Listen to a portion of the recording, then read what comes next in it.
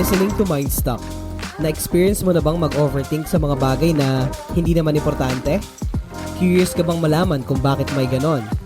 I'm Amon Salgado, freelance artist and a published comic creator. Samahan niyo kaming mag-deep dive sa mga questions that keeps you awake at night. Let's analyze and talk about paradoxes, random trivias, pop culture, and mysteries that will satisfy your curiosity at magkulitan tayo dito lang sa Mindstock. Yo, what's up guys? It's your boy Amon here and welcome to another episode of Mindstock. We are back at it again para bigyan na naman kayo ng mga bagay na kapupulutan ng impormasyon.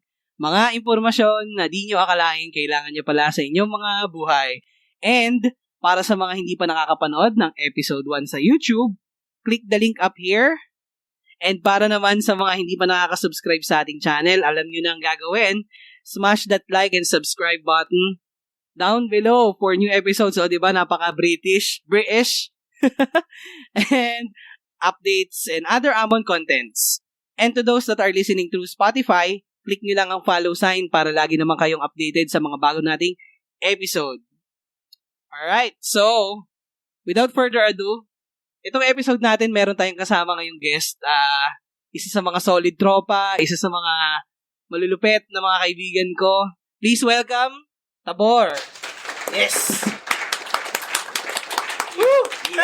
Yeah. Welcome to the show, Tol. Kamusta? Okay lang. Ano bang sakto lang? ano bang natin, mga pinagkakabalahan natin ngayong mga Yun, sa trabaho. Yun lang. Tapos, nice. Yun lang. Sa trabaho. Tapos bahay. Tapos nagbabike. Ngayon, yun yung ginagawa ko ngayon. Workout na rin. Workout. Kailangan natin ngayon yan dahil karamihan sa mga, katulad ko na laging work from home. Ako, stuck ako sa bahay eh. So, kailangan ko rin activities. Maganda yan, biking, no? Kaso lang, nakakapagod yan. Hindi naman siya nakakapagod. Nakakahinga lang. Nakakahingal. Pero maganda yan, cardio eh, no? Oo, nakakalakas siya ng, tas yosi after. Ayos. Yun, ayos. Diba? Kargado talaga ng hangin. So, hindi ka mag-short ng hangin. Okay. Kasi, punong-puno ng hangin na yung baga mo. Hangin eh, no? Tawag dyan, natatandaan ko, yung mga activities natin nung kabataan natin katulad niya, nagbabike ka ngayon. Parang noon ba na noong pang bata ka, mahilig ka na ba talaga magbike? Hindi naman talaga nahilig. Ngayon na lang naman ako nahilig, pero dati naman kasi nanghihiram lang ako naman sariling bike eh. Pero more on ang ginagawa ko na laruan is yung trolley. Alam mo yung trolley? Yung ginawa lang yun eh. Bearing lang yun eh. Gawa sa kahoy na tinulma na may handle. Tapos bearing lang yun ng motor. Kinukuha lang namin kung saan-saan. Yun, dun namin nabuo yung trolley na yan. Yan nga nagasgas yung kilikili ko sa trolley na yan. Kasi sa sobrang tuli namin pababa, mag-semplang namin, nakasando lang ako. Kumasgas yung yung hindi naman iiwasan kasi talaga yung aksidente dyan pagkakabataan natin eh, no? I mean, syempre, hindi pa natin naiisip yung mga consequences ng mga action natin, di ba? Oo. So, yun, edi nagkasugat ka nga, tapos? Oo, yun, nagkasugat ako, edi one week akong ngayon. Nakataas lang lagi yung kamay ko kasi namamagaya na. Sakit nun, lalo na pag nagnanana, no? Una, nagputi siya eh. Parang parang yung kuminis ka, nagluta ka ganun. Ang kinis niya. Gluta? Tapos after mga ilang minutes, may mga onting dugo sa laman. No? Yung mararamdaman mo na yung sakit. Nagiging tosino na, di ba? Mas masakit pa din yun sa mas masakit. Masakit pa sa masakit, eh, no? Oo. Parang tahimik pa sa tahimik. Tapos, bibisi ka ng suka. O, di ba? Yun ayos. Happy. Rock and roll. Rock and roll talaga. Alam mo na yung mga bata, extreme yung gusto. Well, ako naman, speaking of kabataan, ako naalala ko, dati, malikot din ako eh. Mahilig kami maglaro ng mga tropa ko na, mga elementary days ko, mahilig kami maglaro sa mga construction area, mga nagko-construction, may mga scaffolding na kahoy, mga ganyan. Lahat naman gusto makisipik sa ganun eh. Di ba? Pagka may nagpapala ka, mahilig ka tayo eh. Nanonood tayo na nagpapala, di ba? Ganon. Shooting yun eh, parang shooting na yun. Mga ganon kami, mga batang meron kami, mga nangungulit pag kami nagko-construction. Ngayon, natandaan ko, nung bata pa ako, sa kalikutan ko, naglalambaras kami ron sa mga scaffolding na kahoy. Di ba? Mataas-taas yun ah. ano yan ginagawang stage. So, may yung mga poste, may mga, tsaka yung suporta, mga nakaskapholding yun, di ba?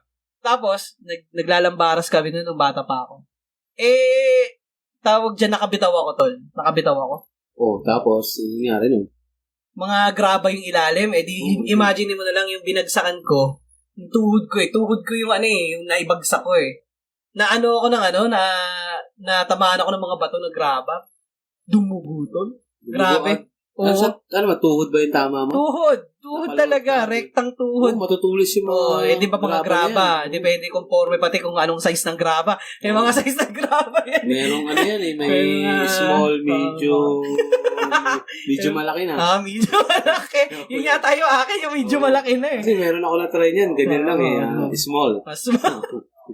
Masakit yun. Pero mas masakit yung medyo malaki na. Medyo malaki. Kasi papasukan ng buhangin pati yan. May buhangin na kasama yan.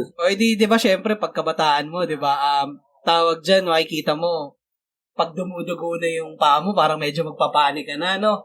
Tapos dadating yung mga tropa mo kaibigan, may mga asar yan Mga asar, oo. Tawag dyan, ang nangyari, yung mga tao na nandun sa paligid ng mga katropa ko, nakikita yung yung sugat ko, dumating yung isang tropa ko, sabi, hala dumudugo, may lalabas dyan, may lalabas sa pari dyan. Syempre, di ba, giyang ka sa pag-iyak, sobrang sakit, tapos maririnig mo yung isang tropa mo, magsasabi, may lalabas na pare. Siyempre, bata ka, masyado kang paniwalain nun, di ba? Siyempre, pipigilan mong magdugo yun. Kasi may lalabas na pare. Ngayon, yun ang topic ngayon natin this episode. Okay. Ngayon, saan galing yung kasabihan na bakit may lalabas na pare sa sugat mo kapag ka nagkasugat ka? Bukod nga sa paglabas ng pare dyan, may kanin pa yan May kanin. May kanin may iterations na ganun, no? Tsaka buto ng pakwan. Bakit buto ng pakwan? Yung dragon seed. Yun yung pinagsusumpit Yung buto ng pakwan, buto ng munggo. Meron pa, di ba? Trend. Ano ba siya? Panakot ba yan? Panakot ba yan? Sa bata na may lalabas na di ba? Kasi pagka sinabihan kang may lalabas sa pare, parang, tawag dito, mapapastop ka Bakit may lalabas sa pare sa akin? Parang, delikado yun mas parang bubuka lalo yung sugat ko. Diba? Tataka ko Saan pa talaga nang galing yung words na... Kasi, di ko alam kung hanggang ngayon is ginagamit pa rin yan parang panakot kasi millennials na naman tayo ngayon. Pero kasi that time, na mga maliliit pa tayo, talagang panakot na sa atin yan. Mga batang 90s, di ba? Kaya nagtataka lang ako, may pinagmulan ba talaga yan? Meron ba siyang... May origin ba yan? Bakit? Yun yung episode natin. Kasi naisip ko talaga, isa yan sa mga nakaka-mindstock na kasabihan na narinig natin ng mga bata pa tayo. Kasi hanggang ngayon, iniisip ko pa rin kung saan talaga siya galing. Diba? Parang, mapapaisip ka, napakababaw lang naman nun may lalabas na pero saan nang galing yung words na may lalabas na pari dyan wala namang lumalabas dun. Dugo lang naman talaga. Alam mo, naalala ko one time, nung minsan na pag-usapan natin to, sabi mo pa nga, baka may sakristan pa lumabas. Pagkakapos sa pari. Baka mamaya may procession ng dumiretso. May grand crusade pala doon. Di ba? Isipin mo, pari lang lalabas. Sunod, may isang mga sakristan may sagala na. Lalabas yung tatlong pari doon. Si Gombursa, di ba? Si Gombursa, tsaka si Gombursa. Si Lorenzo Ruiz. Usaga na. Ano ba yun? Anyway, naisip ko lang, tawag dyan, napaka-prevalent yung talaga, panakot sa mga bata na kahit saang kampanig ng Pilipinas, may mga ganun nagsasabi. Nag-i-exist ba kaya yan? Well, ito na nga, kasi ang alam ko, may napanood akong isang episode ng video na sila Bitoy, si Ogie, meron silang segment sila. Meron silang naging parang interview, yung mga bata mag-interview sa kanila ng kung yun nga, isa yun sa mga naging tanong kung bakit daw po may lalabas na pare doon sa sugat. Tapos, anong nangyari, si Bitoy, meron siyang sensei, sinabi ni Bitoy tol Ano yung sinabi niya? Ang sabi niya, possible daw na yung kasabihan na pare, pwede, may lalabas sa pare kung nasugatan ka within the vicinity nung simbahan. So, Ay lalabas sa pare kasi nag-aalala yung pare. Parang, Diyos me. Kasi nandun ka lang sa vicinity nga naman. May tendency talaga kasi baka pag nakita ka ng pare na sugatan ka, di ba mag-aalala yun? Simbahan yun, malamang may lalabas. May madre pa nga dun di ba? Bukod sa pare. Yung sa Kristan pa, lahat. Lahat pati na, damay-damay na yan. Yung pati nag-a-usher sa simbahan, kasama na rin. Mga nangingi ng peace offering. Yan. Anyway, yun na nga, yun ang sabi ni Bitoy. That makes sense for his argument na baka may pare dahil nasa vicinity ka ng simbahan. Pero another one is, sabi rin ni Bitoy, possible din daw na sing-sing pare or millipede yung lalabas. Kasi di ba, pag sugata ka, maliit lang naman yung sugat mo baka may lumabas sa millipede. Pero, ang tanong ko, kung sing-sing pare yun, ibig sabihin, kinukulam ka na rin pala. Kasi di ba, parang, bakit may lalabas? Bukod dun, baka sa mga kwento nung about sa ganyan, may mga lumalabas na uod, mga kung ano. Mga ganon. From word ng urban legend, di ba? Di ba? Sipin mo, pusang gala, nasugatan ka na nga, nalaman mo pa, kinukulam ka pa wala. Pero may lumalabas kaya ba talaga? Alam ko, wala naman Wala, di ba? Alam naman natin yan I mean, pagkabata tayo, paniniwalaan natin talaga. Ang alam kong lumalabas din yung nanay natin. Kasi papaluin ka din, makulit ka. Makulit ka laro ka ng laro Di ba? Ganon, yun yung naisip kong lalabas. Yung nanay mo para pagalitan ka pa ngayon, di ba? Nasaktan ka lang, pagagalitan ka pa, di ba? Ayun, ang saklap talaga nun. Mayroon ka na sugat, napahalo ka pa no? Hindi, ganito. Mas masakit yung alcoholan na yung sugat mo, di ba? Mas masakit yun. Di ba, uso yun, alcohol lang agad. Alcohol. Mas gusto ko pa yung betadine, walang sting Hindi, mas gusto ko yung kalamansi. Parang masokista ka tol. Hindi, kasi idol ko si yung sa imo nga dami. Ayan, Si Haring Atras Abante, Segunda, Primera. Di ba? Okay. Diba? Yun na nga. So, akin naman, ang naisip ko naman, tol, ito educated guess. Parang, kung iisipin ko lang, parang, to make sense of it. Naisip ko, isang form kasi ng panakot, di ba yan, na may lalabas sa pare? Kapareho yan ng halaka. Sige, pag makulit ka, papahuli kita si guard. O kaya, laka, yan na yung Bombay. Or, ayan na yung police. Ganyan. May kakatakutan anything na parang may nakakatakot na figure. Anything that is, parang figure of authority. Yun yung ginagamit sa atin na pang disiplina. Panakot, di ba? Ika nga. Ngayon, paano mo naman may relate sa pare? Hindi naman siya nakakatakot. Pare nga kung may kasalanan ka nga, mas maganda punta ka sa pare. May confess mo pa yung sins mo Pero bakit pare, di ba? Naisip ko, alongside dun sa question na, bakit, kailan pa nagkaroon ng ganong kasabihan? Naisip ko ginamit yan nung panahon pa ng mga Kastila yung panahon na, parang sinakop tayo di ba? Nung panahon ng mga Kastila, panahon ng Espanyol, ang mga pare tol, iba. Talagang, kumbaga, stricto sila grabe. Kaya kung iisipin mo, kung may magsasabi sa'yo na ngayon, na may lalabas sa pare at matanda ka na, naisip mo, irrelevant na hindi na siya nakakatakot ang mga pare ngayon. Hindi na. Noon, ginamit siya dahil isa siyang figure of authority na mahigpit. Minsan nagpaparusa pa yung mga pare, di ba? Alam mo, mahigpit talaga. Kaya nga noon, di ba si Jose Rizal nga, gumawa pa nga ng novel about dyan sa mga pari na mahigpit. That time, hindi mo pwedeng kontrahin ng mga pare. Napaka-strict. Pwede kang madeds pag kinontra mo sila Di ba? Di ba, tinan mo si Rizal? Di ba? Pag nag-against ka sa kanila, di ba? May mga parusa di ba? Pero hindi naman natin lalahat yung mga pare. Sigurado naman noon, panahon ng mga Kastila, may mababait din pare. Pero, ayun na nga, yung pakita sa atin na ganun yung nasa history book sa atin na yun yung mga pari noon ng mga Kastila, mga praile na talagang napakahigpit. Ngayon, naisip ko, siguro noong araw, may mga bata na maukulit. Tapos, syempre, maingay. Yung mga nanay noon, sinasabi, nung panahon ng mga Kastila, sige, pagka ikaw ay umiyak, may lalabas sa pare para hulihin ka o baka para kastiguhin ka, gano'n. Hindi naman dahil lalabas literal sa sugat mo, pero dahil para disiplinahin ka nung pari na nakakatakot. Parang makokontrol ka rin parang kinokontrol ka na huwag ka nang umiyak. Kasi pag umiyak ka pa, lalong sasakit siya, parang gano'n. Or lalong mas mapaparusahan ka, bahala ka, diba? So, ayun na nga, yun yung naisip ko na parang educated guess kung bakit Okay din naman. Okay naman yung sinabi mo. May make sense. Oo, meron naman. May sense naman talaga. Ganun talaga. Panakot lang talaga siya. Oo. Para lang yung ituwid lang ng bata yung sarili niya sa yung pag-iyak ng ng malala. Diba? Correct. Kaya binabanggit siyang may lalabas na pare diba? Sa sugat mo. Tingin mo, meron pa kayang ibang mga parang panakot?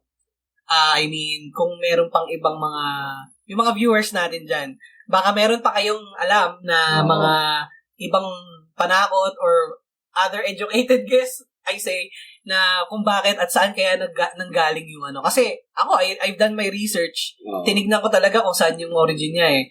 Ang nakikita ko lang is mga batang 90s, ito yung panakot sa amin. Wala talaga dig deep or nag-dive kung ano yung origins or ano para sama talaga yung na yun, kasabihan. Kasabihan na yun. Yeah. Talagang kasabihan lang talaga siya. Kasabihan lang talaga siya ng mga bata.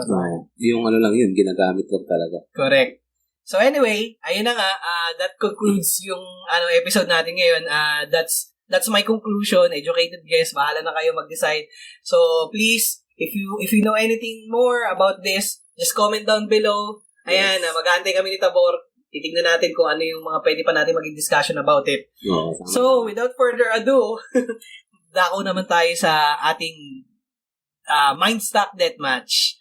Yung last episode kasi, napakilala ko na sa mga viewers natin, sa mga listeners natin, kung sino yung mga maglalaban na dalawang fighters ng Mindstock Deathmatch. So, ngayon, gusto ko lang pag-usapan natin yung tiers o yung level ng nila, ng mga status nila.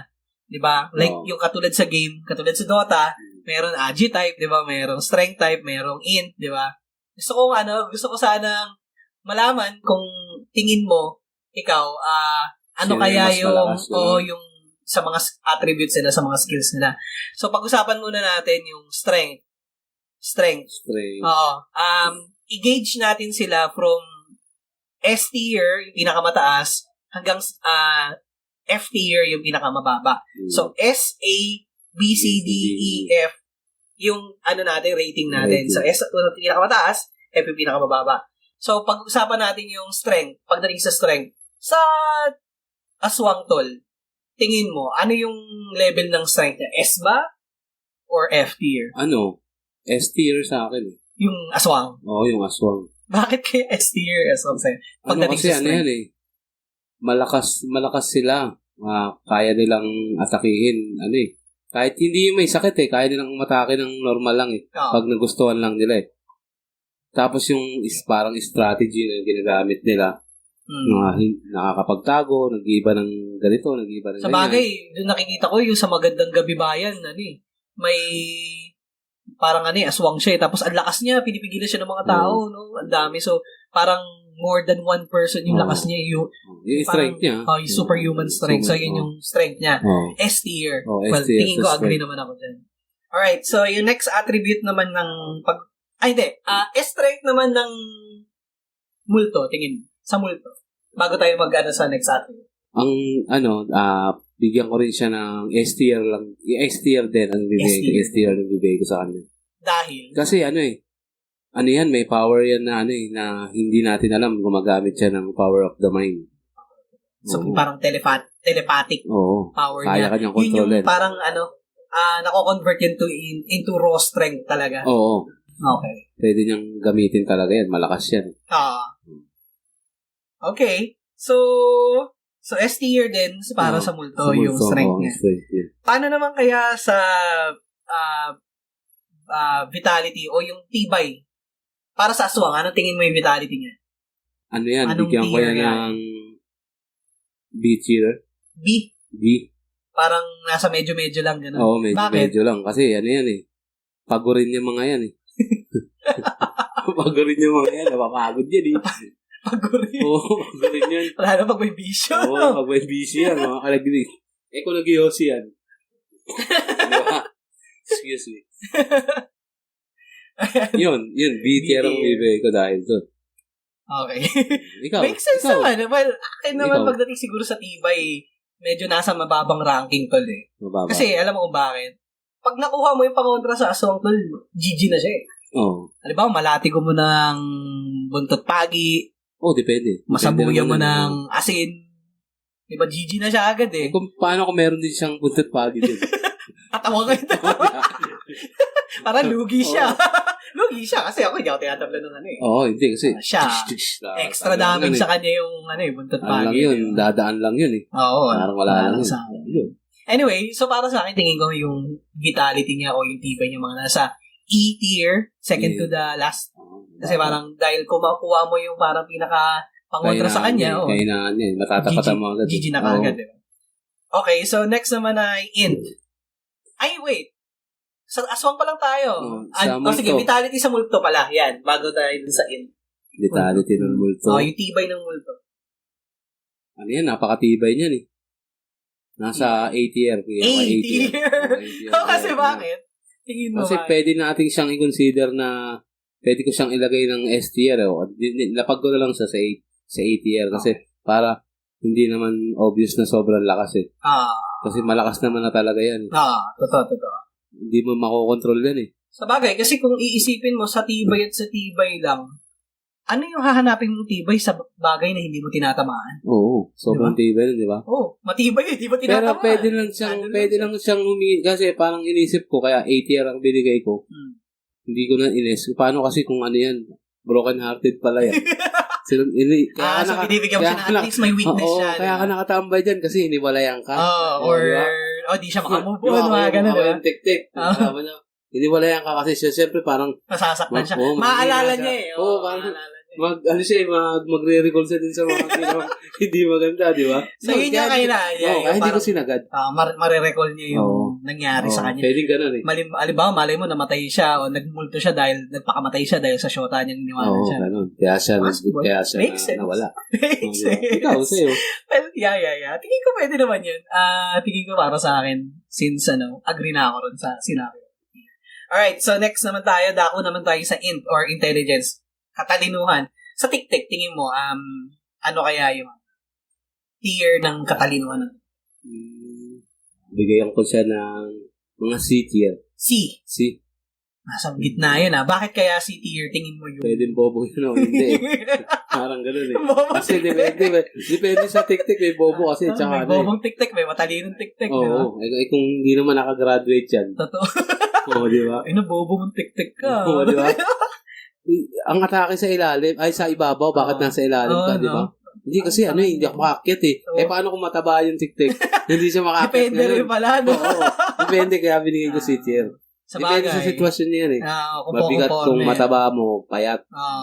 Ikaw, sa'yo, yun yung para sa akin. Yun ang ibigay ko. Sa totoo lang, niisip ko rin yan. Parang paano kung halimbawa, naapektuhan ka sila nung base human form nila nung mga aswang eh. So kung halimbawa pala, kung yung pinanggalingan mong human being summa cum laude, yung intelligence mo S tier na agad, di ba? Oo, mataas. Pusang gala, napakatalino mo nun. Pero walang summa cum laude. Wala. Magna ganun. Magna nakaw. Magna nakaw. Magna 9 years na, buti nakagraduate pa. Yun. Yan, yung mga magna. F tier na yun. Bobo na yun. Pero wala naman ako nabalitaan na kasi wala naman tayong idea about yan. Oo nga, wala naman tayo. So yun lang. Ito na lang. Let's agree na ang intelligence ng tik-tik or aswang is conforme kung ano yung human being na pinanggalingan niya. So, question mark. Question mark. Okay, sige. Dako naman tayo sa multo. Yung katalinuhan ng multo or intelligence ng multo. Ang tingin mong tier nila? Bigay ko siya ng B tier. B? Oo. B, okay. Bakit B tier yung kasi yung binigay ko na B tier sa kanya na ranking. Kasi yung hindi rin yan minsan yung hindi niya rin alam minsan yung ginagawa niya eh. Parang may nakita lang parang nagtitrip lang. Parang may nakita pag-trip ako kaya ito. Yung mga ganun. Parang napaka-simple ton niya lang. Oo, parang parang once in a time na pwede siyang gumawa ng ganun lang, napaka-simple lang na parang tinignan ko na pwede ko itong pag-tripan. Parang ganun. Kaya ganun lang yung binigay sa kanong B. Ikaw? Sa akin naman, tingin ko sa multo, yung int type, yung intelligence level niya. na-perform niya lang yung mga basic na naiwan sa kanya, yung memories niya nung buhay pa siya eh. Yun lang. Yung pinakamalalakas na memories like hate, yung mga ganun, di ba? Wala naman nagmumulto sa saya. May nakita ka na bang nagmumulto sa saya? Wala naman, di ba? Puro galit, lungkot, negative energy talaga eh. So, driven lang sila sa instinct nila na yun. Yung parang basic lang nila talagang grudge towards something or someone.